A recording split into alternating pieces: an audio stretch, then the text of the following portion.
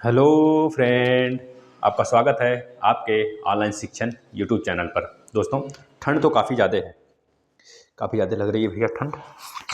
काफ़ी दिन से धूप भी नहीं निकल रहा है। इस वजह से हम सोचे कि आज टोपी वोपी पहन के भाई पढ़ाई है, टोपा वगैरह लगा लिए हैं, पढ़ा रहे हैं आपको। आप अच्छे तरीके से ध्यान देंगे किसी भी चीज़ को, क्योंकि अब आपका रिजल्ट भी आ चुका है। एक चीज़ आप हमें बता देंगे, अगर आप टेट की तैयारी करना चाहते हैं तब कमेंट करेंगे, क्योंकि टेट के लिए हिंदी और मैथ का क्लासेस हम सोच रहे हैं आपका ऑनलाइन शिक्षण 2.0 पे भी चला दिया जाए। साइड से आप इसको पढ़ते रहें 3-4 घंटे प्लस 1-2 घंटे एक्स्ट्रा निकाल कर आप उसको भी देखते रहें।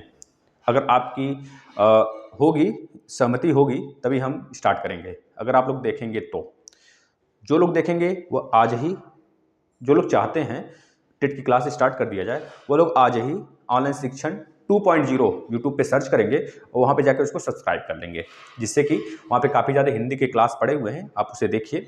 और बाकी मैथ और हिंदी हम वहाँ पे स्टार्ट करने वाले हैं, है ना, जिससे कि आपको वहाँ पे भी स्टडी कर पाएंगे अपना। चलिए फटाफट आप लोग कर लीजिए ये काम। और अभी तक अगर आप चैनल को शेयर नहीं कर रहे हैं बेटा, तो आपकी बहुत बड़ी भूल है। आप करिए, जिससे कि अब जो बच्चे परेशान हो रहे हैं, भटक रहे हैं ना, कम से कम वो ना भटकें, क्योंकि उनको फ्री क्लासेस दिया जाएगा। बिल्कुल हर एक सब्जेक्ट का फ्री क्लासेस दिया जा रहा है। मैथ पूरा खत्म हो चुका है। संडे को आपने मैथ भी देखा होगा, संडे को आपने मैथ देखा ना, टेस्ट आया था संडे को। बिल्कुल इसी तरह हम लोग धांसू तरीके से बेटा टेस्ट करते रहेंगे अपना, डेली टेस्ट करेंगे, मतलब कि हर संडे को। मैथ पूरा 48 वीडियो है, चैनल के प्ले लिस्ट में आएंगे, मैथ का पा जाएंगे पूरा थर्ड सेमेस्टर का। और वैसे फर्स्ट सेकंड भी सारे वीडियो पड़े हुए हैं, फर्स्ट सेकंड सेमेस्टर के भी। तो थर्ड सेमेस्टर का आप मैथ का पूरा पा जाएंगे बेटा, मैथ का पूरा क्लासेस। और सामाजिक विज्ञान चल रहा है आपका, इसका भी प्ले लिस्ट है बना हुआ अलग से। और हिंदी का भी है, साइंस का भी हम ही ले रहे हैं, साइंस का क्लास।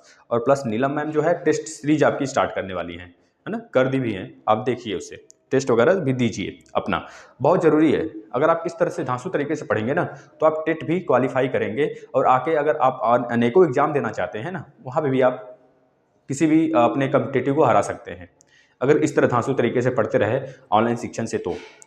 और ऑनलाइन शिक्षण 2.0 दोनों आपका चैनल है, दोनों आप सब्सक्राइब कर लीजिए। और हमें ज़रूर बताइएगा कि आपके लिए टेट की क्लास स्टार्ट कर दिया जाए हिंदी और मैथ का, या फिर रहने दिया जाए। जैसा आप कहेंगे वैसा किया जाएगा, ठीक है। अगर आप बोलते हैं तो स्टार्ट कर दिया जाएगा, लेकिन आपको देखना पड़ेगा। अब ऐसा नहीं कि 2 लोग देखे, 3 लोग देखे, 4 लोग देखे, फिर उसके बाद भैया भागे सभी लोग गायब। नहीं, 2 दिन 3 दिन 4 दिन देखेंगे, फिर उसके बाद क्या होगा, सारे क्लासेस हमको बंद करना पड़ेगा। फिर फ्री चला रहे हैं, मेहनत कर रहेंगे, आपके लिए करेंगे, तो आप लोग उसे देखिएगा ना, तभी तो चलाएंगे। नहीं तो मेहनत क्यों हम अपना फालतू का वेस्ट करें बेटा। तो आपके लिए देखिए मेहनत करना है हमें, आप जब भी कहेंगे तब हम तैयार रहेंगे करने के लिए। लेकिन रेगुलरिटी बहुत ज़रूरी है, रेगुलरिटी आप बनाएंगे तभी बेस्ट हो पाएगा। और बेस्ट जब दे पाएंगे आप, तभी सक्सेस की तरफ बढ़ पाएंगे, है ना। तो रेगुलरिटी बहुत ज़रूरी है लाइफ में बेटा। अगर अभी भी आप लोग सतर्क नहीं हुए हैं, अगर अनेक एग्जाम की तैयारी मत करिए, हमारा यह मतलब है। आप करिए, आप दीजिए, फॉर्म भरिए, लेकिन एक जगह अपना टारगेट फिक्स कर लीजिए, फिर उसके बाद साइड से सब कुछ करिए, ठीक है। तो आप वीडियो को रेगुलर देखिए, पिछला वीडियो आज ही से रिवीजन करना स्टार्ट करिए, क्योंकि अब रिजल्ट भी आ चुका है। और बच्चे जो पास होने वाले थे पास हो गए हैं, कुछ बच्चे फेल हुए, नर्वस हुए हैं, तो उनके लिए बहुत सारी बातें हम लोग देख रहे हैं, सोच रहे हैं, उनके लिए भी प्लान वगैरह आप लोग अच्छे तरीके से देखिए बेटा, है ना, देखेंगे। और अब बैक तो लगना नामुमकिन है, इतना समझ लीजिए। बैक नहीं आना चाहिए किसी भी एक सब्जेक्ट में। जो बच्चा इस चैनल से जुड़ा है और सारा वीडियो देख रहा है रेगुलर स्टार्टिंग से अभी तक का, अगर जो बच्चा नहीं देख रहा है उसको कहेंगे भैया तुम 2 पे, प्ले स्पीड 2 पे करके देखिए और धांसू तरीके से देखिए, ठीक है ना। रेगुलर देखिए, नोट्स बनाइए। अभी एग्जाम कहते हैं ना, अभी तो दिल्ली दूर बाटे, दिल्ली दूर बाटे नहीं भैया, दूर हाय नहीं भैया, अब पास आ गया है, ये बोलिए। दिल्ली दूर आ गया मतलब दूर था, अब पास आ गया है। अब पास आ गया, एग्जाम होगा, अब कभी भी घोषणा हो सकता है एग्जाम का, तो आप अच्छे तरीके से लग जाइए। चलिए आज हम लोग स्टार्ट करेंगे शाहजहां के बारे में। हमने बाबर देख लिया बिल्कुल धांसू तरीके से। जब औरंगजेब तब खत्म हो जाएगा ना, तो एक वीडियो हम लाएंगे जिससे डायरेक्ट क्वेश्चन पूछा जाता है, फिर उसके बाद हम लोग स्टार्ट करेंगे। देखिए, मुगल वाला चैप्टर खत्म होते ही आपका 3 चैप्टर क्लोज होगा, 3 चैप्टर क्लोज होगा, इतना मानिए 3 चैप्टर बेटा, 3 चैप्टर क्लोज होगा। इसके बाद अगर बोलेंगे आप तो हम स्टार्ट कर देंगे आपका मतलब कि अगर बोलेंगे आप सीरीज से इसी तरह चलते रहेंगे चैप्टर वाइज, नहीं तो फिर हम स्टार्ट कर देंगे मॉडर्न हिस्ट्री। मॉडर्न हिस्ट्री भी आपने है थोड़ा सा, जब वो समय कंपनी वगैरह आने लगती है तो उसको बढ़ा देंगे। फिर उसके बाद और जो ज्योग्राफी से रिलेटेड पोर्शन है उसको पढ़ा देंगे सामाजिक विज्ञान में। उसके बाद जो थोड़ा सा आपका जैसे राष्ट्रपति हो गया, उपराष्ट्रपति हो गया और उपराज्यपाल हो गया, राज्यपाल हो गया, इससे रिलेटेड, इनके चुनाव से रिलेटेड कुछ अनुच्छेद हैं उसको करा देंगे। इस तरह कराएंगे बेटा ना, तो एक तरफ से तो आपका सारा सिलेबस खत्म हो जाएगा। आप बताइएगा सोचकर। और दोनों चैनल आप सब्सक्राइब कर लीजिए भैया, हम तो बार बार बोलेंगे, आप अपना प्रॉफिट सोचिए बस। अब देखिए शाहजहां से हम स्टार्ट करते हैं बेटा। इसके पहले वाले शासक के बारे में हमने पूरा फुल डिटेल से पढ़ रखा है, आप लोग देखिए वीडियो। अब शाहजहां बेटा, शाहजहां का जो शासन होता है 1627 से लेकर 1658 तक होता है, ये चीज़ आपको पता होना चाहिए। इसके बाद भी ये जिंदा रहता है, ये 1666 में मरता है बेटा, 1666 में, 1666 के आसपास से मरता है। देखिए 1666 में एक शासक और होता है बेटा, एक मिनट, जो आपके सिख गुरु होते हैं 10वें नंबर के, उनका जन्म हुआ था पटना में 1666 में। क्या नाम है उनका? गुरु गोविंद सिंह। याद होगा ना आपको? बस इस तरह डेट अगर कोई रिलेट करके आप याद करेंगे ना, सारी डेटें याद हो जाएंगी। कुछ बच्चे बोलते हैं डेट ही नहीं याद होता है, कैसे नहीं याद होगा? होगा याद, अगर आप अच्छे तरीके से याद करेंगे, उसे रिवीजन करते रहेंगे ना, याद हो जाएगा। चलिए अब देखिए बेटा, इनका अगर जन्म की बात करें, शाहजहां का अगर जन्म की बात करें बेटा, इसका जन्म कब हुआ था तो आप बता देंगे। इनका जो जन्म हुआ था ना, जन्म, पहले तो ये जान लें, इनका जन्म जो हुआ था लाहौर में हुआ था, लाहौर में हुआ था। और लाहौर में मारवाड़ के राजा उदय सिंह के यहाँ, उदय सिंह की एक पुत्री रहती है बेटा, जोधाबाई कहिए, या फिर इनका नाम था जगत गोसाई। जो जगत गोसाई होती हैं, इनकी माँ होती हैं जगत गोसाई। कुछ बच्चे कहेंगे कि जोधाबाई तो अकबर की पत्नी थी, है ना? सही बात है, अकबर की भी पत्नी थी जोधाबाई एक और थी, जगत गोसाई का उपनाम था, है ना? जोधाबाई एक और थी, उदय सिंह की पुत्री थी। उदय सिंह की पुत्री जो थी बेटा, यह इनकी माँ भी थी, मतलब कि जब शाहजहां की माँ थी, मतलब जहांगीर की पत्नी रही होंगी। जहांगीर की पत्नी थी जोधाबाई, एक और जोधाबाई थी, जहांगीर की भी मम्मी थी जोधाबाई, जहांगीर की वाइफ भी थी, जहांगीर की मम्मी भी थी, मतलब माता भी जी थी। याद रखेंगे, जोधाबाई दो थी। इस जोधाबाई का जो नाम था, एक उपनाम था जोधाबाई का, उनका नाम था बेटा जगत गोसाई। जोधाबाई यह माता जी थी, मतलब कि माँ थी, माता थी किसकी? शाहजहां की, यानी कि जहांगीर की वाइफ थी, पत्नी थी बेटा। इसके बाद अगर बात करें, ये जो जोधाबाई थी बेटा ना, यह उदय सिंह जो मेवाड़ के राजा रहते हैं, जहां से कह लीजिए कि वह अकबर जो है बहुत ज़्यादा लड़ाई वगैरह छेड़ा था, बाद में डिफीट हो जाता है, हार जाता है उदय सिंह, झाड़ियों में छुपना पड़ता है उनको, अरावली की पहाड़ियों में छुपना पड़ता है। लेकिन बाद में फिर से लड़ाई होती है, मान सिंह आता है, मान सिंह कह लीजिए वो भी राजपूत था, और मान सिंह को भिड़ा देता है उदय से, कह लीजिए कि सॉरी, वो तो मान सिंह वाला दूसरा कहानी हो गया बेटा, मतलब कि महाराणा प्रताप वाला कहानी हो गया। मान सिंह तो पुत्र रहता है ना, महाराणा प्रताप हो गए, महाराणा प्रताप उदय सिंह के बेटे रहते हैं, है ना? यह सब हम कहानी बता चुके हैं, आप देखिए। अब देखिए जगत गोसाई जोधाबाई, इनकी माता जी थी शाहजहां की, और शाहजहां की जो मम्मी थी बेटा, ये उदय सिंह जो थे आपके मेवाड़ के राजा, उनकी पुत्री आती हैं, है ना? ये बात हमने कल वाले लेक्चर में बताया था आपको। अब इसका बचपन का नाम अगर बोला जाए, बचपन का नाम हमने बहुतों बार बता चुके हैं। बचपन का नाम खुर्रम था। क्या था? खुर्रम बेटा, खुर्रम रहता है। अब जहांगीर की जब मृत्यु हो जाती है, बेटा, जहांगीर की मृत्यु जब हो जाती है 1627-26 के आसपास में, तब जो है यह दक्षिण अभियान पे गया हुआ था। दक्षिण का एक अभियान था, वहाँ पे यह गया रहता है, और वहाँ से जब यह लौटता है, पता चलता है जहांगीर की मृत्यु हो चुकी है, और तब यह अपना राज्याभिषेक करवाता है, मतलब इसका राज्याभिषेक होता है। जहांगीर बेटा ना, जब मेवाड़ की सफलता, मतलब पहले की बात बता रहे हैं, जब जहांगीर की मृत्यु नहीं थी उसके पहले की बात, जब जहांगीर मेवाड़ का सफलता हासिल करके आता है, मेवाड़ पर विजय करके आता है बेटा 1615 के आसपास में, तब इसको क्या कहता है, इसका नाम देता है बेटा, इसको एक उपाधि से बुलाता है, खुर्रम को क्या कह के बुलाता है, एक मिनट, जहांगीर था, जहांगीर जब वापस आया, मतलब कि 1615, सही है, 1615 डेट ही था जब वो बेटा सफलता प्राप्त करता है मेवाड़ पर विजय का, मतलब विजय हासिल कर लेता है, तब जो है वह खुर्रम को एक नाम से पुकारता है। वो नाम था क्या था? शाह। क्या नाम था? शाह बेटा, शाहजहां नहीं, केवल शाह। अब देखिए शाहजहां इसका कब नाम पड़ता है तो बताएंगे 1617 में, जब अहमदनगर की संधि हो जाती है। एक तरह से अहमदनगर जब यह कह लीजिए कि जीत जाता है जहांगीर, तब इसको शाहजहां की उपाधि दे देता है। किसकी? शाहजहां की उपाधि। तो दोनों चीज याद रखेंगे, शाहजहां कब बना, यह शाहजहां की उपाधि कब खुर्रम को मिला, और शाह की उपाधि कब मिला। शाह की उपाधि मेवाड़ पर विजय के बाद मिला, जहांगीर ने दिया, और शाहजहां की उपाधि बेटा इसे मिला था अहमदनगर की संधि के बाद। अहमदनगर की जो संधि हुई थी वह 1617 में हुआ था। जाहिर सी बात है, पहले शाह इसका नाम था, फिर शाहजहां नाम था। ये बात क्लियर है। अब आगे चलते हैं, अब आगे देखेंगे, ध्यान से देखिएगा। या तो इसके थोड़ा परिचय दे रहे हैं हम अभी इसके, देखेंगे इसके बारे में, इसमें कितने विजय किए, कितने विजय अभियान किए, ये सारी बातें हम देखते हुए चलेंगे, है ना। आप लोग थोड़ा सा साथ देते रहें बस।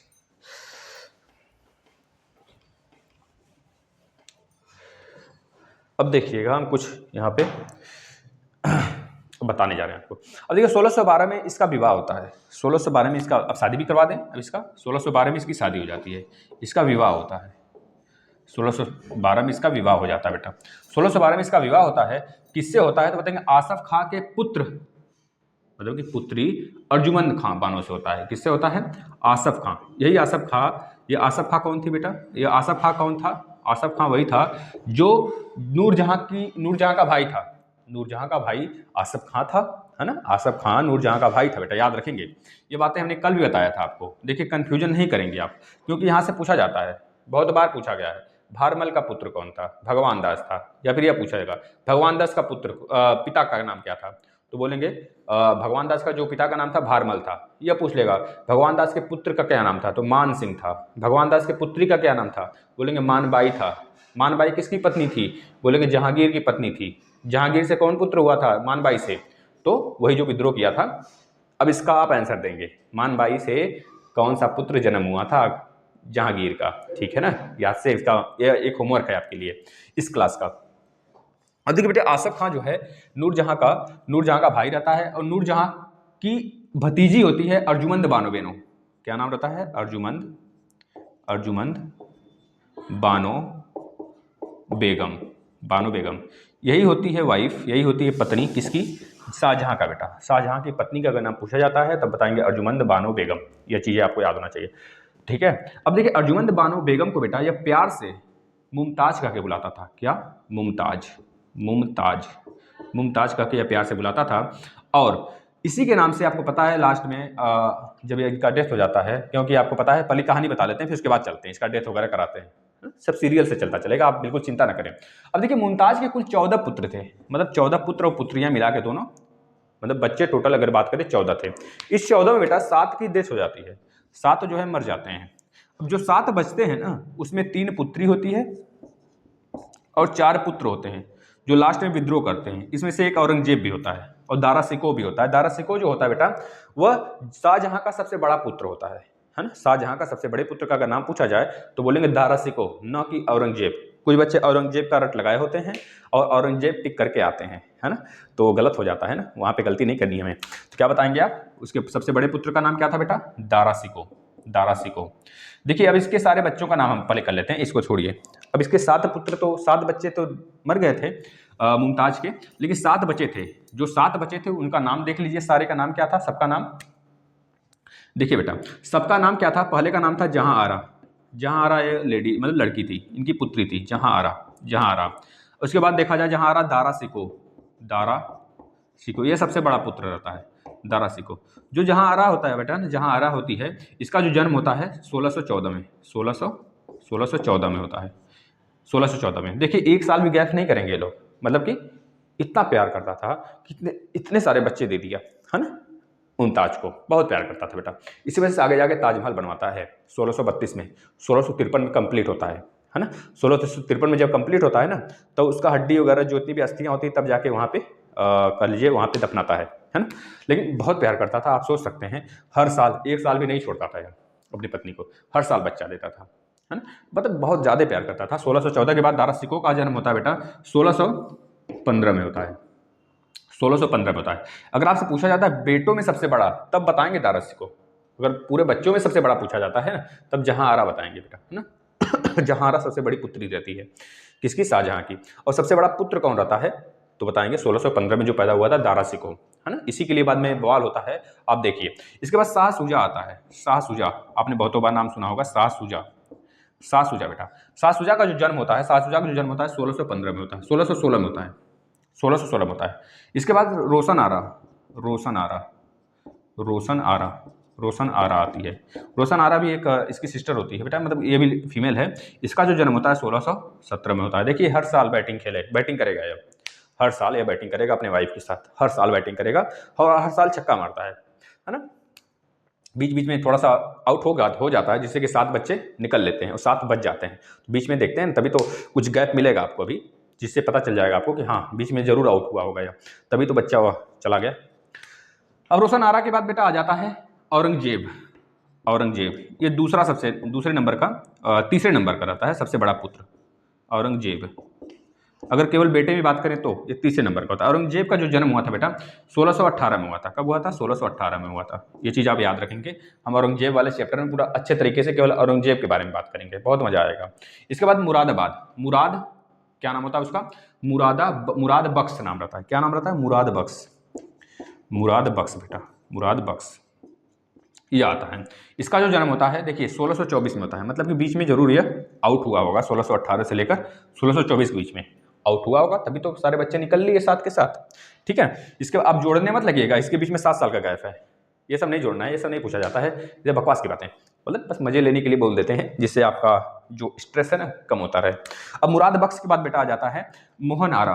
देखिए वहां पे गोहन आरा, मोहन आरा नहीं है, गोहन आरा नाम होता है, गोहन आरा, गोहन आरा।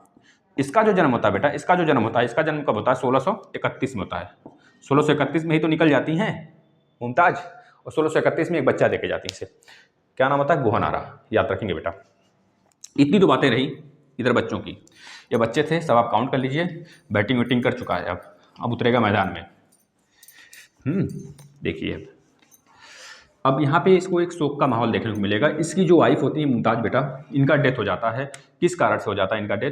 क्योंकि इनका डेथ बेटा, जो 14वीं संतान होती है इनकी, जो 14वीं संतान लास्ट वाली होती है संतान, उसी समय इनको प्रसूति का, मतलब कह लीजिए जो प्रसव होता है, प्रसव पीड़ा इनको हुआ, प्रसव पीड़ा।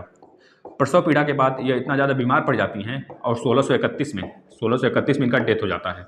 जब 1631 बेटा इनका डेथ हो जाता है, तो जहांगीर इतना ज़्यादा शाहजहां इतना ज़्यादा प्यार करता था इनसे, तो इस वजह से बहुत ज़्यादा कह लीजिए अपने आप को तोड़ लिया, अंदर से टूट गया। इनका जन्म पूछा जाता है इनकी, जब यह इनका डेथ हुआ तो उस समय इनको कहाँ दफनाया गया, तो बता देंगे बुरहानपुर। क्या नाम रहता है? बुरहानपुर में इनको दफनाया गया था, है ना। लास्ट में आपको हम एक वीडियो, एक ट्रिक बताएंगे, आज वाले में नहीं, लास्ट वीडियो जो औरंगजेब के बाद आएगा, उसमें आपको सारे का टॉम, जितने भी मुगल हुए सबका मकबरा का याद दिला देंगे आपको। और बहुत सारी चीज़ें, जैसे कि खेती बहुत टाइप की यहाँ पे होती थी, बहुत प्रकार की खेती होती थी, कौन सा अनाज यहाँ पे नहीं होता था इन लोग के समय, मतलब इनका एक तरह से कहिए कि आर्थिक स्थिति हम आपको बताएंगे सबसे लास्ट में, और मुगलों का, ठीक है ना, एक वीडियो लाएंगे। ये बुरहानपुर में इनको दफनाया गया बेटा, बुरहानपुर में इनको दफनाया जाता है, याद रखेंगे। और बाद में 1631 में ही, 1631 में कहीं कहीं 1632 मिलता है, वो रॉन्ग होता है। जहाँ पे अगर आपको आ गया ऑप्शन में कि जो आगरा का ताजमहल था, जो मुमताज के नाम पे बनाया था शाहजहां ने बेटा, शाहजहां को काल को हम क्या बोलते हैं? स्थापत्य कला का काल बोलते हैं, क्योंकि इसी समय बहुत सारे मॉन्यूमेंट्स बने थे। हमने बीच में किसी वीडियो में आपको शाहजहां का पूरा ट्रिक दिया है, कितने मॉन्यूमेंट्स, कितने भी इमारत जो है शाहजहां के समय बनाया गया है, हमने आपको ट्रिक दिया हुआ है, आप उसको देखें वहाँ पे, है ना। कोई भी वीडियो था, हमको देखिए दिमाग से स्किप कर रहा है, इसी लाइन में था, इसी सीक्वेंस में था, शायद हुमायूं वाला था, क्या हुमायूं वाला था, या फिर हुमायूं के बाद वाला, या फिर अकबर में कोई था, हमने दिया था आपको, हमको याद है। अब देखिए 1631 में बेटा, 1631 में ये स्टार्ट कर देता है, क्योंकि इसको बहुत ज़्यादा प्यार जग जाता है, ये 1631 में स्टार्ट कर देता है क्या बनाना? ताजमहल बनवाना, ताजमहल। अब यही ताजमहल बनवाते बनवाते इसको लग जाता है 1653 में जाके पूरा होता है। तो ये बातें, दो बातें आप याद रखेंगे, ताजमहल बनना कब से स्टार्ट हुआ और ताजमहल बन के कब तैयार हुआ। दो चीज़ें बच्चे याद करते हैं, बच्चे भूल जाते हैं कि वो क्या पूछा हुआ है। यह पूछा हुआ है क्वेश्चन में, टेट वाले में एक क्वेश्चन पूछा हुआ है कि ताजमहल बनना कब से स्टार्ट हुआ या फिर ताजमहल बन के तैयार कब हुआ। दो क्वेश्चन यहाँ से बनते हैं और बच्चे चकपका जाते हैं बिल्कुल।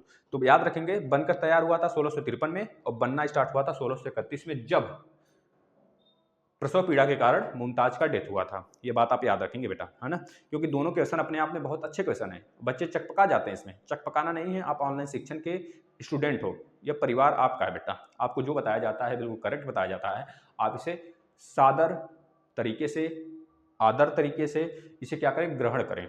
चलिए अब 1653 में बेटा यह बनकर तैयार होता है, और 1653 में ही जहाँ पे इनको दफनाया होता है मुमताज को, वहाँ से उनकी अस्थियां जो कुछ बचा खुचा रहता है उसको लाता है और यहाँ पे लाके दफना देता है। कहाँ पे? ताजमहल में। यह बात आपसे पूछा जाता है। तो कुछ बच्चे अगर पूछा जाता है कि जो इनकी मुमताज थी उनको कहाँ दफनाया गया था, कुछ बच्चे ला के लगा देते हैं ताजमहल में, मतलब आगरा में लगा देते हैं। ताजमहल आगरा में है, इस वजह से बच्चे आगरा में लगा देते हैं, लेकिन गलत हो जाता है। मुमताज़ को जो रियल में दफनाया गया था बेटा, बुरहानपुर में दफनाया गया था। यही डायरेक्ट क्वेश्चन आता है उठ के। तो इतनी बात क्लियर है, तो आगे चलते हैं बेटा, आप याद रखेंगे। अब देखिए इसके साम्राज्य विस्तार की बात कर लेते हैं। इसके साम्राज्य विस्तार की बात करते हैं कि इसका साम्राज्य विस्तार ये अपना कैसे किया। इतनी तो इसकी थोड़ी सी कहानी थी इसके घर परिवार की, जो आपने देख लिया। यहाँ से भी काफ़ी क्वेश्चन बनते हैं। देखिए डेट वगैरह आप याद तभी कर पाएंगे जब रिवीजन करेंगे। 2 से 3 बार वीडियो को देखेंगे बेटा। टाइम निकालिए, खाते पीते हंसते नहाते, नहाते तो नहीं कहेंगे, नहीं मोबाइल खराब हो जाएगा, फिर वीडियो ही नहीं देख पाओगे। तो जो भी काम करो जैसा कि आपको सिचुएशन के हिसाब से, अगर लड़कियां हैं खाना बना रही हैं, बर्तन धुल रही हैं, तो उसको सामने रख लें, उसको देखते रहें, रिवीजन करते रहें, रिवीजन करते रहें। भले उस समय माइंड में नहीं घुस रहा, लेकिन 2-3 बार जब देख लेंगी ना, उसे रिवीजन करते रहेंगे तो वो दिमाग में अपने आप ऑटोमेटिक आता चला जाता है। अब देखिए बेटा साम्राज्य विस्तार की बात करते हैं। साम्राज्य विस्तार, साम्राज्य विस्तार में इसका साम्राज्य विस्तार के बारे में कुछ बात कर लेते हैं। अब आपको पता होगा अकबर ने और जहांगीर ने बेटा अहमदनगर पर आक्रमण तो किया था और अहमदनगर को अपने में मिला भी लिया था। अहमदनगर बहुत अच्छा, मतलब यहाँ पे जो यह था ना, यह प्लेटफॉर्म था, कहिए बहुत अच्छा था। अहमदनगर, इसको सारे लोग जीतना चाहते थे, अहमदनगर, लेकिन पूरी तरीके से इसको अपने में नहीं मिला पाए थे अहमदनगर को। लेकिन जब शाहजहां आता है ना, तो इसे पूरे तरीके से अपने में मिला लेता है। तो यही क्वेश्चन बन जाता है, अहमदनगर को कब पूरी तरीके से अपने में मिलाया गया? तो बोलेंगे 1631 में। और कब इसे जीता गया? तो अकबर के समय जीता गया था बेटा। याद रखेंगे अकबर के समय जीता गया था, क्योंकि अकबर के समय जितनी लड़ाइयाँ लड़ी गई हैं ना, उतनी शायद ही किसी के समय लड़ी गई हो। अकबर बहुत लड़ाइयाँ लड़ा है भैया। दुर्गावती से लड़ा है, किससे लड़ा? बाज खां से लड़ा हुआ है, कहिए महाराणा प्रताप जी से लड़ा हुआ है ना। और कह लीजिए कि बहुत सारे किले जीता है, जैसे मेवाड़ का किला हो गया, आपका बुर्ज का किला हो गया, और आपका मालवा का किला हो गया। बहुत सारे किला उसके समय जीता गया, अकबर के समय। अकबर अपना पूछा जाता है आपसे कि सबसे ज्यादा क्षेत्र, मतलब कि सबसे ज्यादा साम्राज्य विस्तार किस मुगल के समय हुआ? तो बोला जाता है अकबर के समय हुआ था। आप इसे याद रखेंगे, ये क्वेश्चन बहुत ज्यादा अपने आप में इंपॉर्टेंट है। अब देखिए अहमदनगर तो आ जाता है पूरी तरीके से शाहजहां के समय। अब शाहजहां के अंतर्गत आ जाता है बेटा। अब अहमदनगर का हुसैन शाह को अंतिम राजा का, कह लीजिए कि वहां पे अंतिम राजा था उस समय जब यह जीता गया था, मतलब कि जब मिलाया जा रहा था शाहजहां द्वारा, तो इस समय जो राजा था यहाँ का हुसैन शाह नाम था। क्या था? हुसैन शाह। हुसैन शाह नाम था बेटा, हुसैन शाह नाम था, याद रखेंगे हुसैन शाह। अब अहमदनगर को जब मिला लिया गया बेटा अपने में जब मिला लिया जाता है, और इसको जो है, जो हुसैन शाह रहा था, इसको ग्वालियर के किले में बंदी बना दिया जाता है। किस, कहाँ पे पूछा जाता है आपसे, तो बताएंगे ग्वालियर के किले में। ग्वालियर के किले में हुसैन शाह को ग्वालियर के किले में बंदी बना लिया गया। अब हुसैन शाह ससुरा बंदी था। उधर क्या हुआ, गोलकुंडा, गोलकुंडा का राजा एक अलग स्वप्न देख रहा था। गोलकुंडा का राजा एक अलग सा स्वप्न देख रहा था बेटा। यह सोच रहा था, यह सोच सोच के मने मन खुश हो रहा था। कुतुब शाह नाम था उसका। गोलकुंडा का जो शासक था ना, उसका नाम था क्या? कुतुब शाह। कुतुब शाह, कुतुब शाह। ये अलग ही इसकी खिचड़ी पक रही थी। ये खुश हो रहा था, अंदर ही अंदर खुश हो रहा था, यह सोचकर, अरे यार अगर मुगलों को हरा देना तो बड़ा मजा आ जाएगा। साला कितना किला है, सबका सब हमारे पास आ जाएगा। और मुगल में क्या रखा है? अब तो शाहजहां जो है अपने मतलब साम्राज्य विस्तार को छोड़ दिए हैं और स्थापत्य कला की तरफ ध्यान दिए हैं। इस समय कितना कमजोर होंगे मुगल, यह सोचकर मन ही मन खुश होता है, सपना देखता है एक तरह से। तब तक ससुरा आ जाता है शाहजहां, कहता है ससुरा तुम मेरे बारे में सोचे, हम हाजिर हो गए। जब करते ना तुम्हारे खानदान साफ कर देते, आने वाली कई पीढ़ियां साफ हो जाती। तुम सोच क्यों लिए? अब हम आ गए तुम्हारे घर पे भैया। इतने में पता चलता है इसे कुतुब शाह को कि भैया उधर जो है ना हुसैन शाह को शाहजहां ने बंदी बनवा लिया है, ग्वालियर का किला जीत लिया। अब हमारे गोलकुंडा की क्या औकात है? अब गोलकुंडा भी जीत लेता जाता है। गोलकुंडा भी कहता है धस ससुरा चल इधर, इसको मार के बाहर निकालता है कुतुब शाह को बेटा। कुतुब शाह को जब बाहर निकाल देता, कुतुब शाह गिर जाता है पैर पे, कहता भैया गोलकुंडा ले जाओ लेकिन हम को मत मारिए। इतने में कुतुब शाह को शासन दे देता है गोलकुंडा का कि अब आप विद्रोह नहीं करोगे, आप जो कहेंगे हम वह करोगे। अब कुतुब शाह बेटा क्या काम करता है, डर के मारे जो शाहजहां होते हैं, शाहजहां को अपने यहाँ के सिक्कों पे नाम लिखवा देता है, अपने यहाँ के सिक्कों पर छपवा देता है। और क्या काम करता है, गोलकुंडा का जो बेटा कह लीजिए गोलकुंडा का एक वजीर होता है, वजीर रहता है मीर, क्या नाम होता है, मिजुल्ला करके रहता है, मिजुमला रहता है। ये मिजुमला, जैसे कि अगर आप इस समय देख रहे होंगे बहुत ज़्यादा खींचातानी चल रही है बीजेपी और आईएनसी, इंडियन नेशनल कांग्रेस में। तो उस समय क्या हो रहा है कि क्योंकि बीजेपी भारी पड़ रही है, सारे जितने भी आपके पार्टियां हैं, तो सारे पार्टियों से कह लीजिए ज़्यादातर कांग्रेस विपक्षी पार्टी है भारत का, मतलब कि बीजेपी का। तो वह वहाँ के सारे जितने भी मंत्री हैं ना, जितने भी कह लीजिए कि आपके सांसद हैं, सब उठ के मतलब सब निकल के कहाँ पे आ रहे हैं, बीजेपी की तरफ आ रहे हैं। तो इस तरह आईएनसी का पलड़ा जो है ना, इन कांग्रेस का जो पलड़ा है वो हल्का हो रहा है। बस यही काम हुआ यहाँ पे भी देखने को हमको मिला। जो मी जुमला था बेटा ना, जब इसको यह पता चला कि कुतुब शाह अब यह हार चुका है, अब यह गोलकुंडा किला उसके पास जा रहा है, किसके पास, शाहजहां के पास आ रहा है, तो यह क्या काम करता है, शाहजहां की तरफ मिल जाता है। यह कहाँ आ जाता है, शाहजहां की तरफ आ जाता है। इतनी सी बात थी, इतनी सी बात अगर आप क्लियर करते हैं तो आगे चलते हैं। अब देखिए बीजापुर पर आक्रमण करता है, गोलकुंडा जीता, अहमदनगर जीता, अब आ जाता है बीजापुर की तरफ। ध्यान से देखेंगे, ये साम्राज्य विस्तार की बात हो रही है बेटा, यहां से क्वेश्चन आते हैं, आप देखते रहिए। एक वीडियो लास्ट में लाएंगे जब औरंगजेब का शासन खत्म होगा तब। अब देखिए क्या होता है, अब ये बीजापुर पर आक्रमण कर देता है बेटा 1636 में। यही पूछकर एग्जामिनर खुश हो जाता है। कब आक्रमण किया था, 1636 में। 1636 में बीजापुर बेटा, बीजापुर पर आक्रमण कर देता है। अब बीजापुर पर आक्रमण कर देता है मुगल की सेना। अब आक्रमण करते ही सुल्तान आदिल शाह यहाँ का रहता है, सुल्तान आदिल शाह। बीजापुर का पूछ लिया जाता है यहाँ पे कौन सुल्तान था उस समय, तो बोल देंगे आदिल शाह था, आदिल शाह रहता है। अब आदिल शाह हमला ज्यों किया शाहजहां, त्यों यह अपना 4 क्षेत्र 4 जगह उठाकर दे दिया किसको, शाहजहां को, भैया शांत हो जाओ, अब हमारे में क्या हो जाएगा, सुलह सुली होगा, संधि होगा। बस इतने में शाहजहां खुश हो जाता है, इसका 4 जगह ले लेता है। तो एग्जाम में पूछ लिया जाता है वो 4 जगह कौन कौन था, तो बताएंगे गुलबर्गा था, परेंदा, गुलबर्गा, सोलापुर और एक बीदर रहता है। क्या क्या रहता है, कौन कौन सा क्षेत्र दे देता है आदिल शाह, देखिए कौन कौन सा, बीदर दे देता है, बीदर दे देता है, बीदर के बाद दे देता है गुलबर्गा।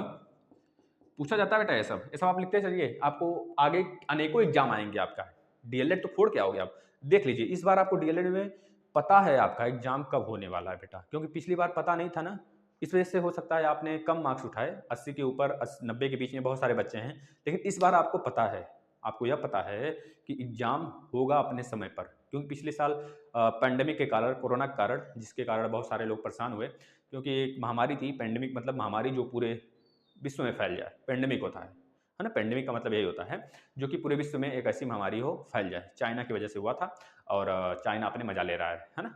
तो अब ऐसा सिचुएशन नहीं आएगा, क्योंकि कोवैक्सीन, कोविशील्ड, इस समय वैक्सीन सारे आ चुके हैं आपके मार्केट में, और सभी लोग बिल्कुल स्वस्थ रहेंगे और अच्छे से पढ़ाई करेंगे, और जो डेट आएगा उसको फोड़ के आएंगे। डेट तो आते ही, डेट आने का वेट ना करिए आप लोग भैया लग जाइए टेट के लिए भी और अपने डीएलएड 3rd सेमेस्टर के लिए भी, ठीक है ना।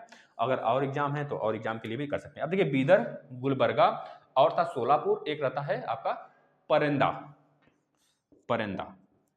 और सोलापुर, इसको मिला लेता है, मतलब इसको यह दे देता है आदिल शाह शाहजहां को, भैया तुम ले जाओ और शांति मनाओ, हमें भी जीने दो, अपने भी जियो। लेकिन एक अचानक सी घटना घटती है बेटा, क्या घटना घटती है, 1648 और 1649 में एक घटना घटता है। ईरान का एक फारस, मतलब फारस का, जो फारस की खाड़ी है, जहाँ पे कह लीजिए आपका कौन सा देश है, कह लीजिए कि एक मिनट, यूएई हो गया, कतर हो गया, इसे बोलते हैं बेटा हम लोग, हम कह लीजिए खाड़ी देश के नाम से जाना जाता है। यहाँ पे बहुत सारे ऐसे देश हैं जहाँ से तेल निकलता है, जो हम लोग बहुत सारे तेल, जो हम लोग खनिज तेल, कच्चा तेल लाते हैं ना, उसको यहाँ पे प्यूरीफाई करते हैं। असम में हो गया, महाराष्ट्र में हो गया, इस सब जगह प्यूरीफाई करते हैं। फिर उसके बाद हम लोग पेट्रोल, डीजल इस सब तरह यूज करते हैं, है ना। तो वह खाड़ी देश से ही आता है सारा तेल। जैसे कि तेल में आपका सारे तेल हो गए, कह लीजिए वहाँ से आता है आपके खाड़ी देश में, जैसे कि यूएई हो गया, कतर हो गया, ईरान हो गया, कुवैत हो गया, है ना बेटा, इजराइल हो गया, इजराइल भी आ जाता है लगभग, इजराइल को भी मान लेते हैं, गोलकुंडा वगैरह उसी में आ जाता है। और बहुत सारे क्षेत्र रहते हैं जो कि उसके अंतर्गत आते हैं, बहुत सारे देश। वहाँ से ईरान भी है, ईरान, फारस भी उसी जगह से बोला जाता है। और फारस का शासक क्या करता है बेटा, आक्रमण कर देता है। इधर शाहजहां ढीले पड़ जाते हैं, शाहजहां क्या होते हैं बेटा, ढीले पड़ जाते हैं, उस समय रंग रलियां मना रहे होते हैं। इतने में आता है फारस का ईरानी एक रहता है बेटा, उसका नाम होता है, देखिए क्या नाम होता है बेटा उसका, मतलब कोई ईरानी रहता है बेटा, वो आता है और कांधार को जीत लेता है। बाद में जो वो जीत के लेके चला जाता है, क्योंकि अकबर ने बहुत ज़्यादा प्रयत्न किया था बेटा कांधार को जीतने में। हमने बताया था अकबर में 4-5 वीडियो बने हुए हैं, हमने बताया था कांधार किस तरह जीता था अकबर। बहुत बेहतरीन तरीके से जीता था, बहुत उसे मार काट लड़ाई करना पड़ा था बेटा, तब जाके वो जीत पाया था। लेकिन थोड़े समय में, चुटकी में शाहजहां से वो छीन लेता है। और शाहजहां इसके लिए प्रयत्न भी नहीं करते हैं, कोशिश भी नहीं करते हैं उसे फिर से हम अपने पास ला पाएँ, है ना? इस चीज़ याद रखेंगे। अब देखिए यह कहानी थी इतनी इनके साम्राज्य विस्तार की। अब हम चलते हैं शाहजहाँ के समय कितने विद्रोह हुए, उसकी बात करते हैं। शाहजहाँ के समय कितने विद्रोह हुए, फिर उसके बाद आएंगे इसका गृह युद्ध, जो इसके 4 बेटे थे ना, चारों में लड़ाई हुई थी, ठीक है? हम बताएंगे सब। औरंगजेब लास्ट में जीत जाता है। अब आ गया शाहजहाँ के समय कितने विद्रोह हुए, उस पर चलते हैं। शाहजहाँ मतलब विद्रोह लिख देते हैं, शाहजहाँ तो लिखा है, विद्रोह। विद्रोह के समय विद्रोह देख लेते हैं बेटा। विद्रोह देखिए कितने विद्रोह होते हैं, सारे विद्रोह का नाम पूछ लिया जाता है एग्जाम में, अनेकों एग्जाम में। पहला विद्रोह होता है बेटा जुझार सिंह, आपको बताए थे जुझार सिंह बुंदेला। जुझार सिंह बुंदेला जो था वो किसका पुत्र था बेटा? वीर सिंह बुंदेला का। वीर सिंह बुंदेला का पुत्र रहता है। यह जो जुझार सिंह बुंदेला है बेटा, यह जो है 1628 में विद्रोह कर देता है। 1628 में विद्रोह कर देता है। 1635 में शाहजहां पहुंचता है, इनके विद्रोह को दबा देता है और सारा का सारा जो इनका क्षेत्र होता है अपने में मिला लेता है। इनकी कहानी उसी जगह खत्म कर देता है। जुझार सिंह बुंदेला का। जुझार सिंह बुंदेला बेटा वही है जो वीर सिंह बुंदेला था, जो अकबर के समय हमने बताया था आपको बेटा, बहुत ज़्यादा लड़ाइयाँ हुई थी इस समय, है ना? 1628 में इसका कह लीजिए कि इसको अपने क्षेत्र में मिला लिया। जुझार सिंह बुंदेला जो है 1628 में विद्रोह किया था। ये बातें क्लियर हैं, तो आगे चलते हैं। अब देखिए इधर 1629 ईस्वी में एक अफगान सरदार होता है बेटा। अफगान सरदार होता है खान जहां। क्या नाम होता है? खान जहां। खान जहां होता है। खान जहां यह भी विद्रोह कर देता है। कब कर देता है? 1600 यह कर देता है बेटा 1629 ईस्वी में। 1629 में यह विद्रोह कर देता है। 1629 में खान जहां एक अफगान सरदार होता है, इसको भी उलाट देता है। खान जहां लोदी इसका नाम था, पूरा नाम था खान जहां लोदी। लोदी वंश का नहीं रहता बेटा यह। लोदी वंश जो होता है सुल्तान ना, जैसे कि 5 एक ट्रिक बता देते हैं आपको। सुल्तान जो दिल्ली के सल्तनत काल था, उस समय पांच शासक आए थे, तो पांचों का क्रम बता देते हैं। एक ट्रिक थोड़ा सा लिख लीजिए आप, कि आपका भी फायदा हो जाए। गुड़ खा तू सैलो, गुड़ खा तू सैलो, गुड़ खा तू सैलो। आपको पता है 1206 से लेकर 1526 तक इन लोग का शासन होता है। उसके बाद तो पानीपत का पहला युद्ध के समय इनका सफाया हो जाता है। अब देखिए गुड़ खा मतलब गुलाम वंश, खा मतलब खिलजी वंश, तू मतलब तुगलक वंश, सै मतलब सैयद वंश, लो मतलब लोदी वंश। पूछ लिया जाता है जो सल्तनत काल था उसमें सबसे लंबा टाइम पीरियड किसका था, तो बताएंगे तुगलक वंश का था बेटा। तुगलक वंश का रहता है ना। 1414 से लेकर काफी लंबा समय होता है, 1390 के आसपास से। 1390 से लेकर काफी लंबा समय होता है, हम इसको बता देंगे आपको। अगर आप डिमांड करेंगे सल्तनत काल का लाने के लिए, केवल एकमात्र वीडियो में पूरा सल्तनत काल आपको समझा के रख देंगे, ठीक है ना? कभी आप डिमांड करिएगा तो चलिए उस चैनल पे पढ़ाएंगे हम, ऑनलाइन शिक्षण 2.0 पे, उस पर पढ़ा देंगे हम इसको, क्योंकि आपके टेट वगैरह के लिए हो सकता है आ जाए। अब देखिए 1629 में खान जहां जो है बेटा, खान जहां लोदी जो है विद्रोह करता है, और 1629 में ही ये मारा जाता है। ये मारा जाता है, इसका विद्रोह शांत करता है कौन? शाहजहां। उसके बाद ये वाला भी क्षेत्र, इसका क्षेत्र पूरा का पूरा शाहजहां के पास आ जाता है। अब बेटा एक होता है मुगल बादशाह ने एक पुर्तगाली जो आते हैं इस समय, क्योंकि आपको पता है 1600 के बाद पुर्तगाली, 1400 से ही पुर्तगाली आना स्टार्ट हो गए, 1498 से पुर्तगाली आना स्टार्ट हो गए थे। इस समय अंग्रेज भी भारत में एंट्री मार चुके थे 1600 के आसपास में। मतलब 1605 तक तो जहांगीर का शासन था, जहांगीर का नहीं, अकबर का शासन था। 1605 तक अकबर का शासन था, उसके बाद जहांगीर का शासन होता है 1627 तक। इसके बाद ये आ जाते हैं शाहजहां। तो शाहजहां के समय मतलब कि कॉलेज कंपनियां बनना स्टार्ट हो चुकी थी। तो उसी समय पुर्तगाल हम पढ़ाएंगे, उसको आपको मॉडर्न हिस्ट्री में पढ़ाएंगे, बहुत अच्छे तरीके से पढ़ाएंगे। बस आप यह वीडियो नहीं भूलिएगा, ये सारे वीडियो देखते रहेंगे क्रम से, तभी जाके वहां पे क्लियरिटी आ पाएगी, है ना? अब देखिए 1600 मतलब कि मुगल बादशाह जब इस समय यह रहता है मुगल बादशाह, तो पूछ लिया जाता है मुगल बादशाह जो शाहजहां होता है, शाहजहां के समय पुर्तगालियों को एक बेटा कह लीजिए व्यापार, नमक पे व्यापार के लिए पूरी छूट दे दी गई थी, स्वतंत्रता था कि केवल आप ही नमक का व्यापार करोगे। मोनोपाली थी एक तरह से, कह लीजिए मोनोपाली। मोनोपाली मतलब कि एक मोनोपाली में एक चीज होता है, जैसे कि अगर आपको बोल दिया जाए जियो जो सिम है केवल वही रहे मार्केट में, और एयरटेल ना हो, आइडिया ना हो, यह सब सिम न रहे, तो इस तरह से जियो अपनी मनमानी करने लगेगा, मनमानी करेगा, जितना मन करेगा उतना पैसा बढ़ाएगा। आप लोग को मजबूरी हो जाएगी फिर उसको यूज करना, क्योंकि एक ही है ना, सिम एक ही होगा। उसी तरह जो यह था ना बेटा, पुर्तगालियों का जो नमक का व्यापार दिया गया था, मोनोपाली थी, वो अपना मनमानी नहीं करने लगे, अपना मनमानी करने लगे। लेकिन इसी चीज को देखकर, उनकी उद्दंडता को देखकर, उद्दंडता मतलब कि उनकी शरारत को देखकर, पुर्तगालियों को शरारत देखकर बेटा यह बिल्कुल गुस्सा हो गया शाहजहां। अब उनको खदेड़ दिया मार के। पूरे हुगली जो थी ना, हुगली वाले इलाका में, हुगली मतलब कि कोलकाता वाला इलाका, सबसे ज्यादा नमक अगर पूछा जाता है भारत में कहां से निकलता है ना, तो आप बोलेंगे गुजरात के कच्छ वाले रन से। गुजरात का जो कच्छ और गिर वाला है ना, गिर एक उद्यान भी है जो कि गुजरात में पाया जाता है, गुजरात का कच्छ और गिर वाला पोर्शन जो है वहाँ से सबसे ज़्यादा नमक निकलता है। अपने देश में तो आता है बेटा, पूरे विदेश में भी जाता है नमक, इतना ज़्यादा नमक का व्यापार करते हैं हम लोग, है ना, याद रखेंगे। तो यह गया और हुगली वाले क्षेत्र पे पुर्तगालियों का कह लीजिए शासन था बेटा, हड़प लिया। हुगली, हुबली नहीं, हुबली की बात नहीं करें, हुबली नहीं, हुगली की बात कर रहे हैं, हुगली। हुबली तो कर्नाटक में पड़ता है, हुबली। देखिए दो चीज़ है, हुबली, एक हुबली है, एक हुगली है। हुगली, हुगली जो है बेटा कर्नाटक में है और हुगली जो है कोलकाता में है। हुगली नदी भी आप पढ़े होंगे, कोलकाता नदी पढ़े होंगे ना, बहुत सारी चीज़ें पढ़ाएंगे हम आपको, बस आप प्रयत्न बनाकर रखते रहिए और एक तरह से अपने आप को धैर्य धैर्य बनाकर देखते रहिए। सारी चीज़ें हम सारी चीज़ें आपको पढ़ाएंगे, अब बस आप लंबे समय तक बढ़ते रहिए, हमको सारी चीज़ें फ्री देंगे, बिल्कुल बिल्कुल कोई चार्ज नहीं आप लोग से, बस आप लोग मेरे भाई बहनों आराम से पढ़ते रहिए बेटा। अब देखिए हुबली हो गया, एक हुगली है, हुगली को अपने क्षेत्र में मिला लेता है और पुर्तगालियों को खदेड़ देता है, मार के जाओ तुम लोग सालों, और मतलब खदेड़ देता है, बाहर मार दे भगा देता है। अब 1628 में बेटा एक और कांड होता है, एक और कांड होता है 1628 में, उसको हम बता देते हैं आपको। 1628 में, 1628 में अमृतसर में बेटा, अमृतसर के निकट शाहजहां का एक प्रिय बाज उड़ के चला जाता है। कहाँ पे? अमृतसर में। अमृतसर उस समय कल सिखों का घेरा था, मतलब सिख जो थे, सिख के करीब 10 गुरु आए थे। 10 गुरु में उस समय हरगोविंद सिंह का वहां पे डेरा था, मतलब हरगोविंद सिंह उस समय गुरु रहते हैं। जब शाहजहां का बाज जो है 1628 में उड़ के आता है अमृतसर में, क्योंकि अमृतसर आपको पता है अर्जुन जी के समय बना था, गुरु अर्जुन 5वें गुरु थे, हमने बताया हुआ है इसके पिछले वाले वीडियो में, सारे गुरुओं का नाम बिल्कुल क्रम से, बार बार दोहराने से क्या फायदा, आप उसे नहीं दोहरा दें कहिए तो, नहीं तो दोहराने से क्या फायदा, आप उसे फिर क्या करिए, याद कर लीजिए वहां पे देख के, है ना, आपके लिए अच्छा होगा, थोड़ा टाइम बचेगा बेटा, है ना। अब देखिए 1628 में वो उड़ के आता है कहाँ पे? अमृतसर में। अब जो है शाहजहां जो है, मतलब कि हरगोविंद जो है उसे ले लेते हैं, कहते हैं भैया हम नहीं देंगे क्योंकि मेरे क्षेत्र में आया है। इतने में शाहजहां गुस्सा हो जाता है, शाहजहां गुस्सा हो जाता है, भैया तुम कहीं से नहीं दोगे, विद्रोह हो जाता है, मतलब लड़ाई झगड़ा हो जाती है।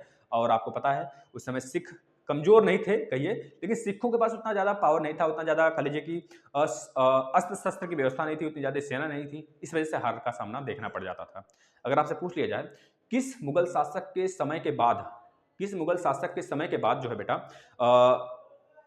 मुगलों और सिखों में विद्रोह देखने को मिला, लड़ाई देखने को मिला, तो आप बताएंगे अकबर के बाद वाला, मतलब जहांगीर के बाद, जहांगीर के समय जो विद्रोह हुआ था उसका बेटा किया था, उसके बाद से देखने को मिलता है बेटा हमें, है ना, हमें पूरा देखने को मिला। जहांगीर को आपको पता है शाहजहां ने हरगोविंद गुरु अर्जुन को कह लीजिए कि मरवा दिया था जहांगीर ना, ये सारी बातें हम आपको बताए हुए हैं, आप पिछला वीडियो देखिए।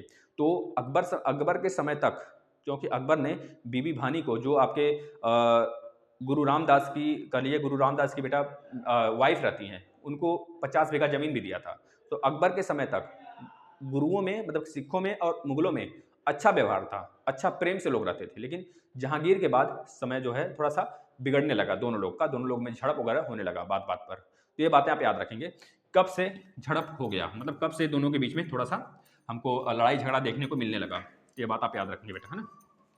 चलिए अब यहाँ पे यह चीज खत्म होता है, विद्रोह, इसका विद्रोह खत्म हो गया। अब आता है बेटा उत्तराधिकारी का युद्ध, मतलब जो इसके 4 बेटे होते हैं ना, अब आपस में ही लड़ाई करेंगे, देखिएगा बहुत मजा आने वाला है।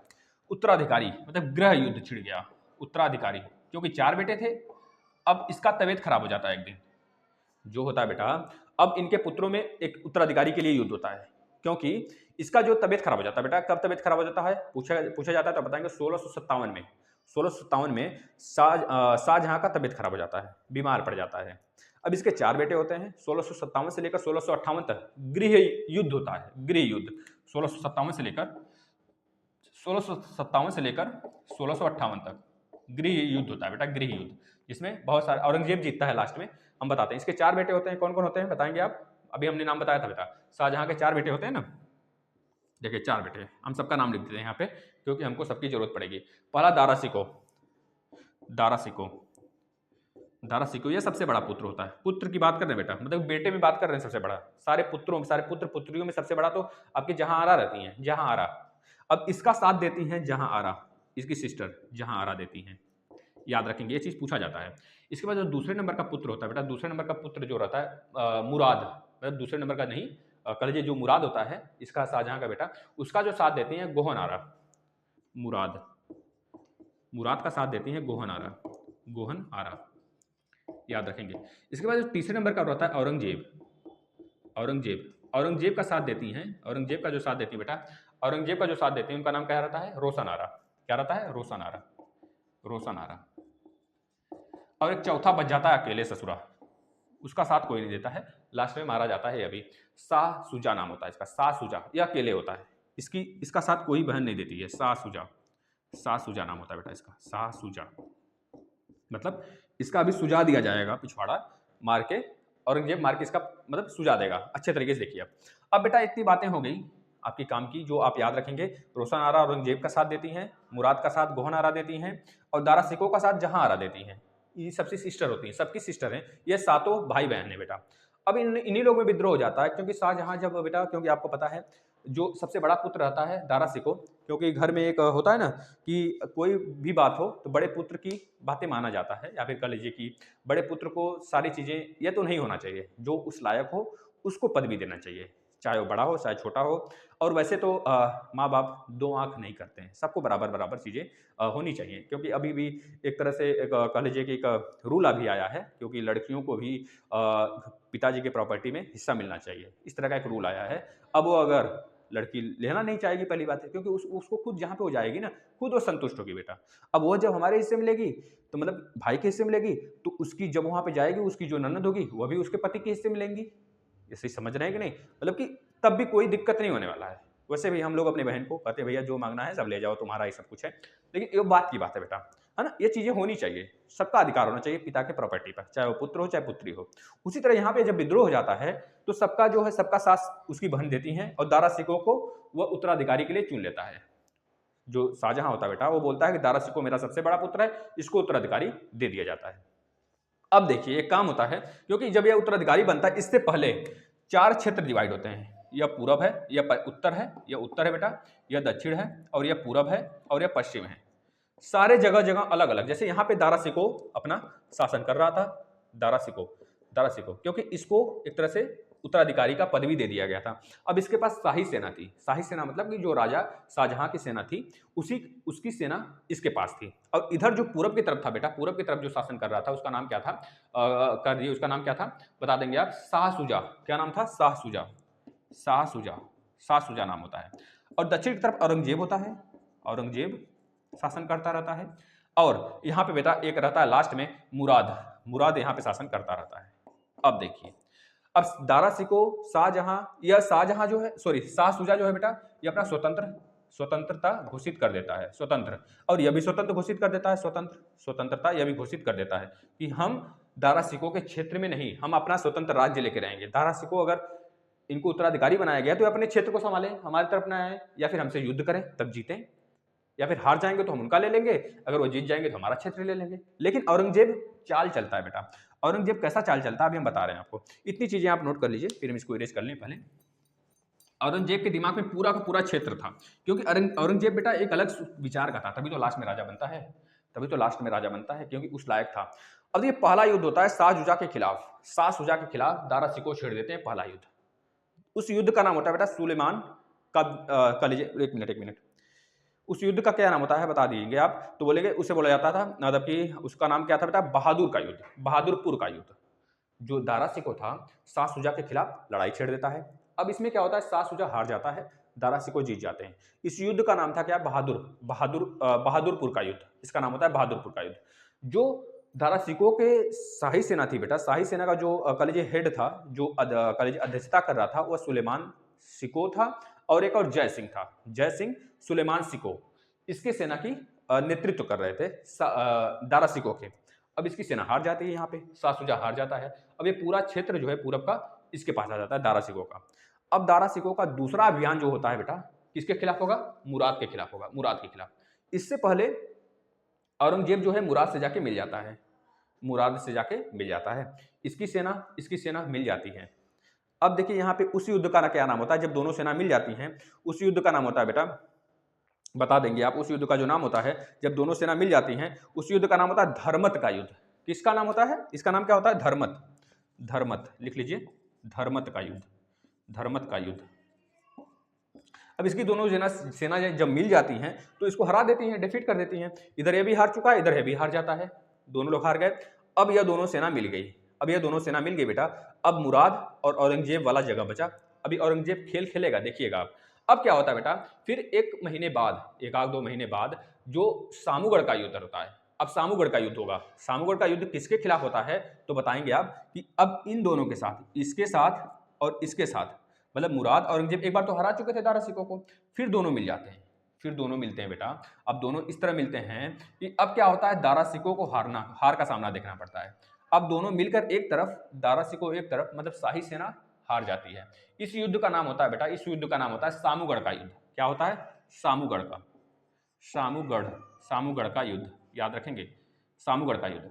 अब दारा सिकों हार जाते हैं। अब दारा सिकों जैसे ही हारते हैं बेटा, अब क्या होता है, मुराद का चुपके से यह क्या करता है, हत्या करवा देता है औरंगजेब जो है ना, क्योंकि अब दारा सिकों को भी हरा दिया, इधर यह शाह शुजा को भी हरा देता है बाद में। अभी शाह शुजा आएगा, अभी उससे भी हारेगा बेटा, अब उससे शाह शुजा जो है इससे भी हारेगा, अभी देखिएगा।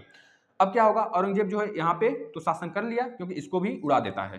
अब इसका भाई मुराद भी होता है बेटा, मुराद को यह क्या करता है, चुपके से जाता है, इसको गला लेकर मार देता है। और इधर क्या काम करता है, दारा सिकों को भी हरा दिया होता है।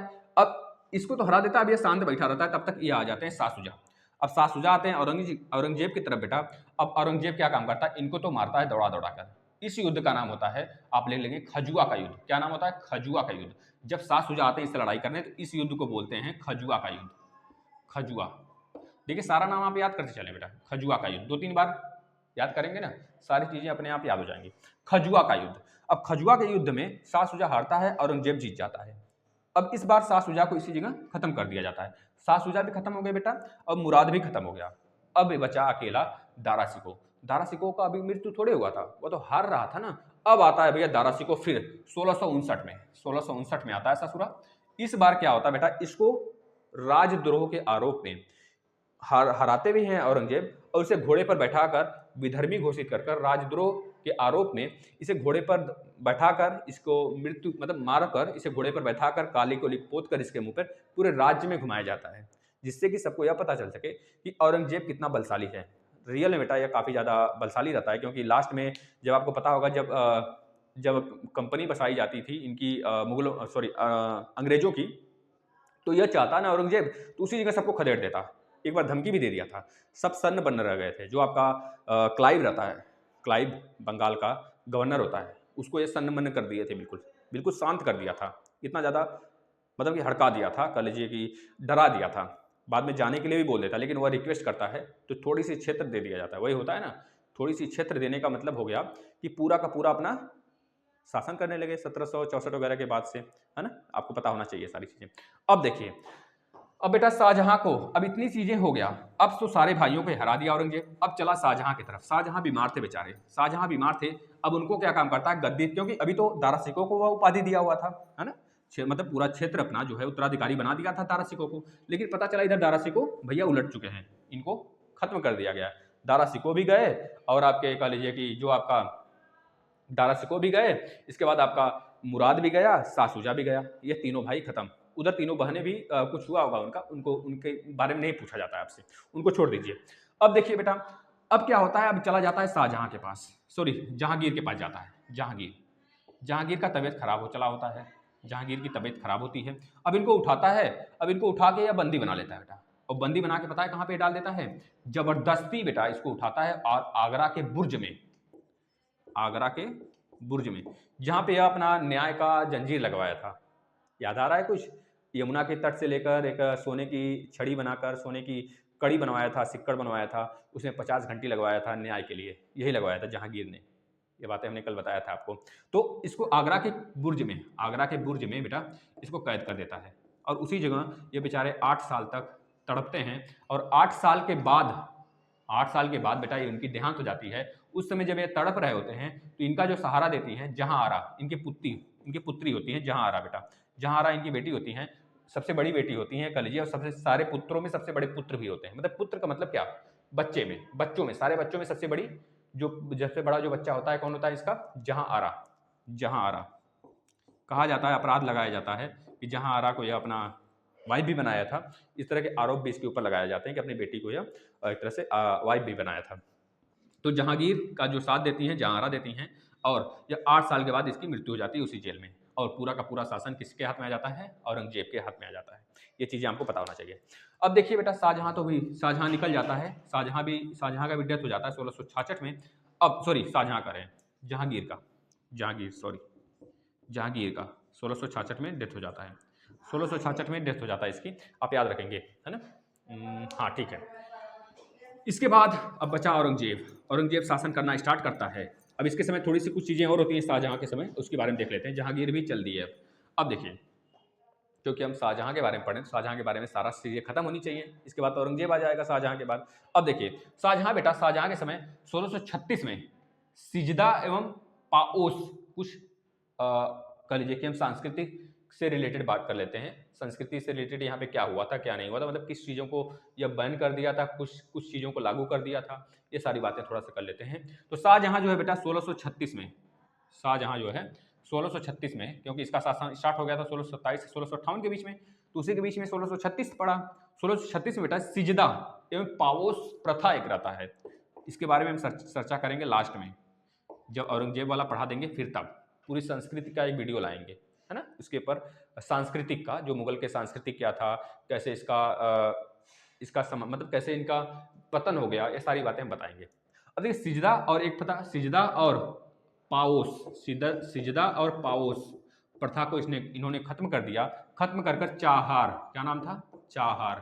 चाहार प्रथा एक स्टार्ट किया। चाहार तस्लीम नाम था पूरा। क्या नाम था? चाहार तस्लीम एक इन्होंने शुरू किया। एक तरह से अलग प्रथा था, बिल्कुल इसी का डुप्लीकेट था यह, दोनों में कोई अंतर नहीं था खास। इसको शुरू किया। और एक चीज इसने और किया बेटा, बादशाह की तस्वीर पहले लोग पगड़ी में लगाया करते थे, अब उस प्रथा को भी इन्होंने बैन लगा दिया। इसने क्या किया, शाहजहां ने मतलब कि जो बादशाह रहते थे उनकी उनकी जो तस्वीर होती थी पगड़ी में लगाया जाता था, वहाँ के नागरिक हो गए, वहाँ के प्रजा हो गए, पगड़ी में लगाते थे, अब उसको भी इन्होंने बैन कर दिया। और यह क्या काम किया बेटा, जो पूछ लिया जाता है इलाही संवत, इलाही इलाही इलाही संवत को इन्होंने बैन किया। इलाही संवत को इसने बैन किया। बैन कर कर खिजरी संवत आपसे पूछा जाता है किसने स्टार्ट किया था, तो बताएंगे आप शाहजहां ने। खिजरी संवत का यह स्टार्टिंग किया बेटा। तो यही चीज पूछ कर एग्जामिनर खुश हो जाता है। खिजरी संवत किसने स्टार्ट किया, तो बताएंगे शाहजहां ने स्टार्ट किया खिजरी संवत बेटा, ठीक है ना? आप ये चीज याद रखेंगे। अब देखिए क्या होता है। अब देखिए बेटा, एक चीज और करता है, जो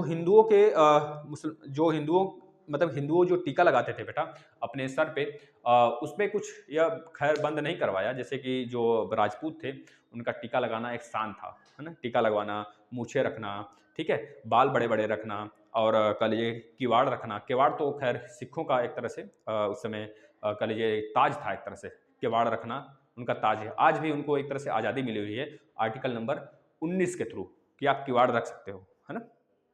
आर्टिकल नंबर 20 के थ्रू बेटा, आर्टिकल नंबर 20 के थ्रू तो जीने की स्वतंत्रता है ना, जीने की स्वतंत्रता है। आर्टिकल नंबर 19 का लीजिए, और आर्टिकल नंबर 15 का लीजिए, और संस्कृति वाला मतलब कि संस्कृति से रिलेटेड आर्टिकल नंबर 23 से लेकर 23, 24, 25, 26, ये संस्कृति से रिलेटेड है। ये बातें हम आपको पढ़ाएंगे जब पॉलिटी पढ़ाएंगे।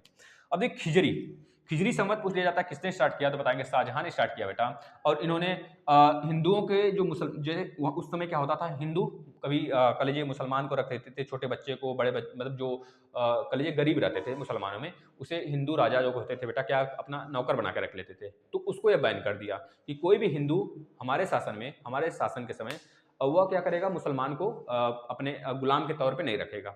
इस तरह की बात इन्होंने बैन कर दिया।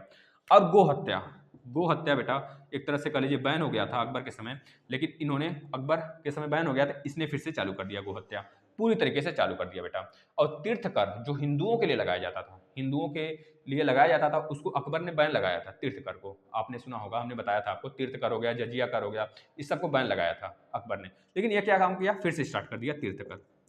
तो आपसे पूछा जाता है, यही एग्जामिनर पूछकर खुश हो जाता है कि तीर्थकर को किसने बैन लगाया, तो बोलेंगे अकबर ने बैन लगाया। तीर्थकर को किसने स्टार्ट किया, तो अकबर के बाद जहांगीर को छोड़िए शाहजहां ने स्टार्ट कर दिया था तीर्थकर को बेटा, याद रखेंगे। इसके बाद जितने भी नए मंदिर बन रहे थे उस समय, सबको बोल दिया, ऑर्डर दे दिया कि सबको तोड़ दो। कुछ मंदिर थे जिसको इन्होंने मरम्मत भी करवाया था। कुछ मंदिर रहते हैं जिसका, जैसे कि एक मंदिर रहता है मथुरा का कोई मंदिर है, उसका इसने मरम्मत भी करवाया था, मतलब कि खराब हो गया था, उसका देखने में अच्छा नहीं लग रहा था, उसका मरम्मत करवाया था, आगे का चौक वगैरह बनवाया था। तो याद रखेंगे इसी के समय जितने भी मंदिर थे बन रहे थे ना उस समय, तो वह नष्ट कर दिया गया था इसी के समय, उसको उखाड़ पुखाड़ दिया गया था। अब शाहजहाँ की बेटा एक समस्या थी कि कह लीजिए कि गुजरात, इसी के समय एक समस्या हुआ था गुजरात के समय, शाहजहाँ के समय एक समस्या हुआ था बेटा, अपाल मतलब क्या बोलते हैं, अकाल पड़ा था, अकाल। तो यह बात पूछ लिया जाता है कि जो 1630 और 31 में, 1630 और 31 में जो अकाल पड़ा था वो किसके समय पड़ा था? इसी समय आपका मुमताज का डेथ भी हुआ था 1631 में, इस तरह याद कर लीजिए। 1630 और 1631 में इसी समय अकाल पड़ा था। और इस समय अकाल कहाँ कहाँ पड़ा था यह पूछ लिया जाता है। गुजरात और दक्कन वाला इलाका जो है ना, उस समय अकाल पड़ा था। गुजरात और दक्कन के समय, दक्कन वाले क्षेत्र में किस समय पड़ा था? 1630 और 1631 में। किसका शासन था 1630 और 1631 में? बोलेंगे शाहजहां का शासन था। तो बस इतनी बातें थी। आप इसको अगर धैर्य बना के सुने होंगे, कॉपी पे नोट किए होंगे सारी बातें, तो आपको बहुत लंबे समय तक याद रहेंगी।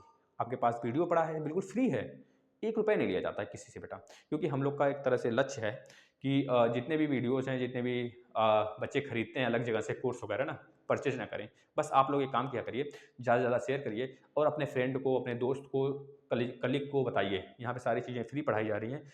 इस बार तो बैक नहीं लगने देना है, किसी एक भी बच्चे को बैक नहीं लगने देना है। बैक तो उन्हीं का लगा होगा जो लेट लतीफ़ से जुड़े होंगे इस चैनल से। जो बच्चे स्टार्टिंग से जुड़े हैं उनका बैक नहीं लगा है। हम बहुत बच्चों से बात किए, बेटा अगर आप लोग लेट लतीफ़ से जुड़े हों, अगर आप लोग जल्दी भी जुड़े होंगे तो लापरवाही की है, इसका मतलब बीच में लापरवाही नहीं करना है। इस बार जितने भी टेस्ट दिए जा रहे हैं मैथ के, साइंस इसीलिए हम पढ़ा रहे हैं, अब साइंस हम पढ़ा रहे हैं और सामाजिक विज्ञान भी हम ही पढ़ा रहे हैं। सब अच्छे तरीके से पढ़ाएंगे, शानदार तरीके से। आप अच्छे तरीके से सुनिएगा। और हिंदी की क्लास अंजलि मैम ले रही हैं, अब उससे देखिए। और नीलम मैम आपका टेस्ट सीरीज स्टार्ट करती हैं, आप उससे भी देखिए। तो इस तरह धमाकेदार तरीके से पढ़ाई करिए जिससे कि आपको इजीली आप सारी चीज़ें कवर कर पाओ बेटा। कोई भी क्लास देखिए, स्कूल जाने का मोन मोटिव आपका सिर्फ यही रहा। अब तो स्कूल भी बंद हो गया ना स्कूल। शायद 6 या 5 लास्ट होगा, आई थिंक, देखना पड़ेगा मुझे भी। शायद लास्ट है 6 या 5। उसके बाद स्कूल जब बंद होगा ना, धुआंधार तरीके से आप पढ़ाई करिए। कोई भी चीज़ चाहिए, कोई भी सिलेबस चाहिए, आप बताइए। हम लोग टेलीग्राम पे हुआ, चैनल के माध्यम से हुआ, सब आपको बताएंगे। जो बच्चे व्हाट्सएप से जुड़े हैं उनसे रिक्वेस्ट है कि आप मैथ में ज़्यादा से ज़्यादा क्वेश्चन दें हमें, जिससे कि आपको हम पढ़ा सकें बेटा, बता सकें। वैसे टेस्ट हमने करवा रखा है, उसमें उससे बाहर एक भी क्वेश्चन नहीं देखने को मिलेगा आपको। यह कह लीजिए ऑनलाइन शिक्षण का एक तरह से मतलब कि आपके लिए उदारता है ना। बस आप लोग की दुआ और आप लोग का प्यार इसी तरह बना रहेगा, तो हम लोग बहुत आगे तक जाएंगे बेटा, बहुत आगे तक जाएंगे, क्योंकि ये आपकी फैमिली है। जब ये बढ़ेगा तो आपको भी एक तरह से अच्छा लगेगा, है ना। तो चलिए, आप लोग का काम है, आप लोग शेयर करिए, स्टेटस लगाइए हर जगह, अपने जितने भी सोशल मीडिया से जुड़े हैं वहाँ पे शेयर करिए, जिससे कि और बच्चे जो भटक रहे हैं ना वो जुड़ सकें। धन्यवाद दोस्तों।